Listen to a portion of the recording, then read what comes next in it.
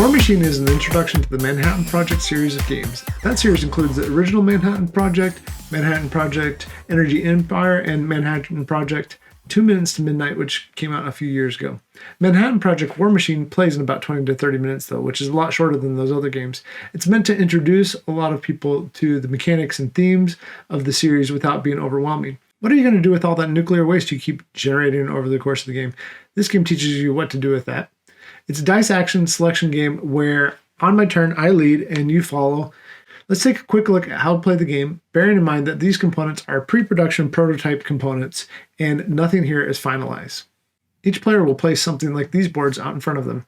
Take note that several of these may be upgraded in the game. This one represents your warehouse, and you will place cubes in these slots depending on which player you are. There's actually a slight disadvantage to the first player, so they get more stuff. Each player also gets to keep one government grant and one company card. The government grants give you in-game scoring conditions, and your company card will give you a special ability to use with nuclear power.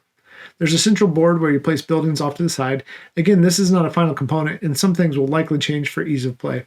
Each player's turn will have 3 parts. First, roll dice and select them. Second, take global actions. And finally, activate structures.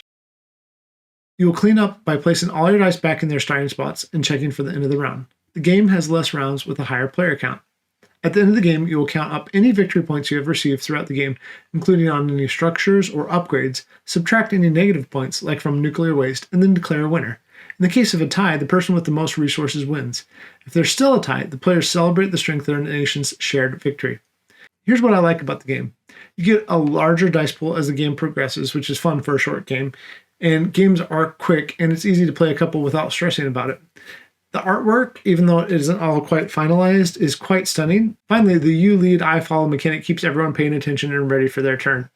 I think this game will be for those who like dissection and action games, but don't want to think too hard. There are choices and variety on how to build out your action combos and engines in the game, but there aren't too many to feel as if it's a very formidable game. You might not like this game if you don't like randomness.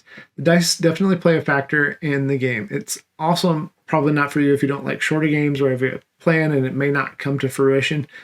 Someone may grab that building you needed, or you may be one resource short at the wrong time.